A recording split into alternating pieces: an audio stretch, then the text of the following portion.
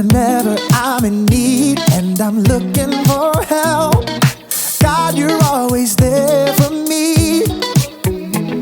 Wherever you lead me, I can follow you. God, you're always there for me. Oh God, you're always there for me. Help me believe you know what's best for me.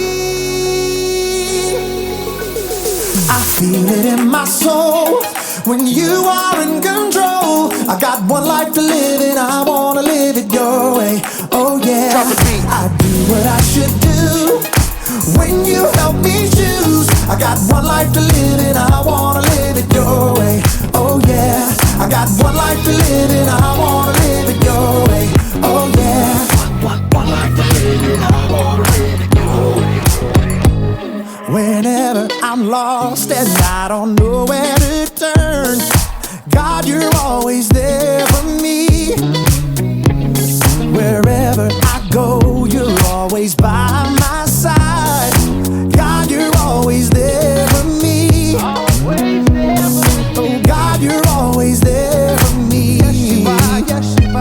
So help me believe you know what's best for me. I feel it in my soul when you are in control. I got one life to live and I wanna live it your way. Oh yeah, I do what I should do when you help me choose. I got one life to live and I wanna live it your way. Oh yeah, I got one life to live and I wanna live it your way. Oh yeah. Yeah. God, help us to be more like you, 'cause your way is the best way. I feel it in my soul when you are in control. I got one life to live and I wanna live it your way. Oh yeah, I do what I should do when you help me choose. I got one life to live and I wanna live it your way. Oh yeah, I feel it in my soul when you are in control. I got one life to live and I wanna live it your way. Oh yeah, I do what I should do when you help me choose. I got one life to live and I wanna live it your way. Oh yeah, I got one life to live and I wanna live it your way. Oh yeah.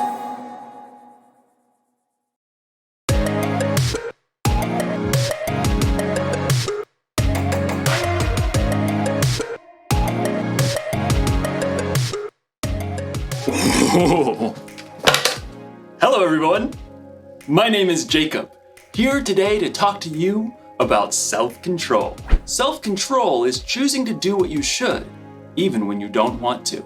It's very important to have control. I have a controller for just about everything, in fact. Like this stereo.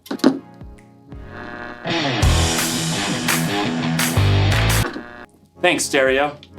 Or this fan. I've even got a remote for my blender. And of course, everyone's favorite remote control, the TV remote. Whoa, where is the TV remote? This is its spot. This is its home. It's where it lives. Where are you, little TV remote? TV remote! TV, TV, TV, TV. No, little guy, where are you? TV! This makes me so mad. I bought the remote caddy so that I could house my remotes. And when someone takes the remotes away and doesn't put it back, I get real angry. I ask you, why have a remote caddy if you're not gonna caddy the remotes?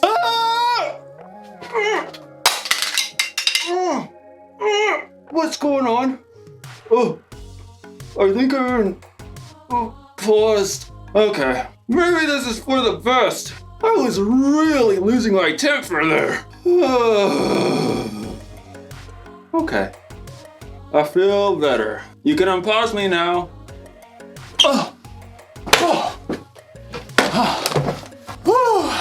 That was a close one. Anger can really take over if you let it. In today's story, we'll hear about a guy named David who had every reason to be angry. Let's hope it doesn't control him. Oh. I wonder what this controls.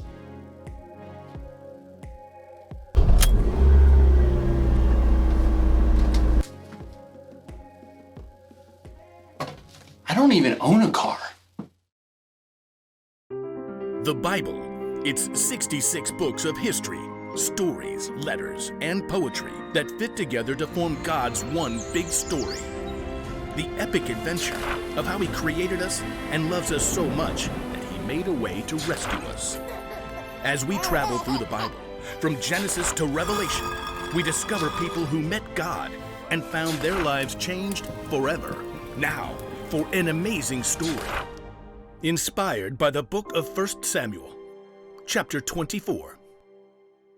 David had been chosen by God as Israel's next king, but for a while, Saul was still king. David served King Saul and won many battles for him. The people loved David. Hey, David, you're so fine, you blow our money, David! Hey, David! Saul, however, was deeply jealous of David. In fact, he even tried to kill him. David escaped into the wilderness, where around 400 men came to join him. People who were in trouble or owed money. A merry band of misfits. But Saul still saw David as a threat. When he heard that David and his men were camped in the desert of Maon, Saul took soldiers to chase after him. They're right behind us, David. Quick, we'll head around the mountain. Just as Saul and his men were closing in on David, Saul received word that the Philistines were attacking Israel. Oh, phooey. Saul was forced to stop the chase and deal with the Philistines. David and his men could breathe a sigh of relief. There's a safe place near En-Gedi. Maybe Saul will finally leave us alone if we hide out there. But as soon as Saul had dealt with the Philistines, a messenger brought news. David is in the desert of En-Gedi. Aha! We've got him this time. Gather 3,000 of the best soldiers from all of Israel. But, Your Majesty, David only has 400 men. 3,000, and not one less. Saul set out once more, determined to wipe out his rival. I bet that pipsqueak is hiding out near the rocky cliffs of the Wild Goats. Well, that seems oddly specific. Yeah, he used to herd sheep. In fact, David and his men have been staying near some sheep pens not far from the cliffs. Saul, headed this way. He's got 3,000 soldiers. Again? Why can't he leave us alone? We can take him on. I'm worth 10 of his soldiers. David could feel his anger boiling, but he took a deep breath. No, we won't fight them now. And we won't have a choice in about 6 minutes. The caves! I want everyone inside! Stat! David and his men hurried into a nearby cave that cut deep inside the cliffs. All the way to the back! They're here! Outside, near the sheep pens, Saul had called a halt. Take a break, men. At that moment, Saul found himself in need of a royal outhouse. I require a royal outhouse. I believe there's a cave over there, Your Majesty. I suppose it'll do. Saul entered the cave.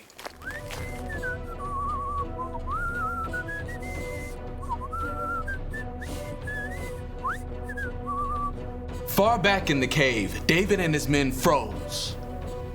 Through the gloom, David could see the man who had tried to kill him and was now forcing him to live on the run. What if he finds us? I don't believe we're Saul's #1 priority at the moment. He's alone. This is your chance. God's handed your enemy over. Don't let this chance just trickle away. David's anger burned red hot as he crept up behind Saul, sword at the ready. But then, he forced himself to stop. Instead of attacking Saul, David sliced off a corner off the king's long royal robe. Saul left the cave with no idea that David was still inside. Time to move out, men. This is the day we take out that whippersnapper David. But at that moment, David emerged from the cave and cried out, King Saul! David? David bowed low to the ground. Why do you listen when men say David is trying to harm you? This day you have seen with your own eyes how the Lord handed you over to me in the cave. Some of my men begged me to kill you, but I didn't. I said, he is the Lord's anointed king. Saul could only stare in shock as David held the piece of fabric he cut from Saul's robe. Look at this. I cut off the corner of your robe, but I did not kill you. Yet you are hunting me down to kill me. May the Lord show that I'm not guilty of doing anything wrong. May he save me from you. The truth cut Saul to the heart and began to weep. Oh, you are a better person than I am. You have treated me well, but I've treated you badly.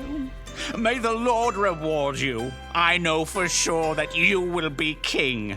Now, promise me that you won't kill my family or wipe out my name from my family line. David looked his enemy straight in the eye. I promise.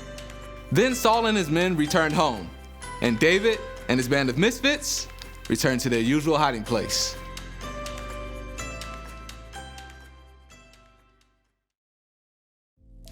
David was angry at King Saul, and he probably should have been.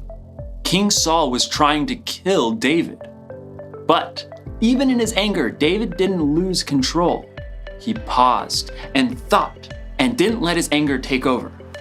You don't need a remote control for yourself to know how to pause. You can do that on your own.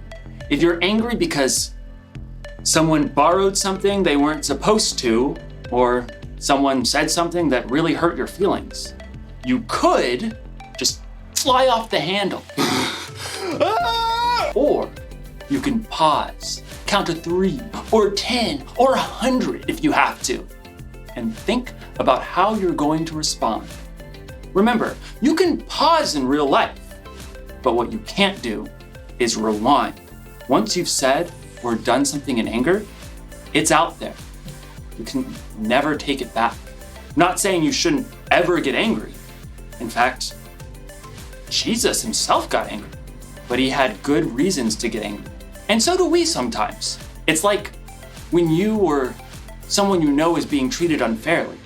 That's a good reason to get angry. Losing a remote?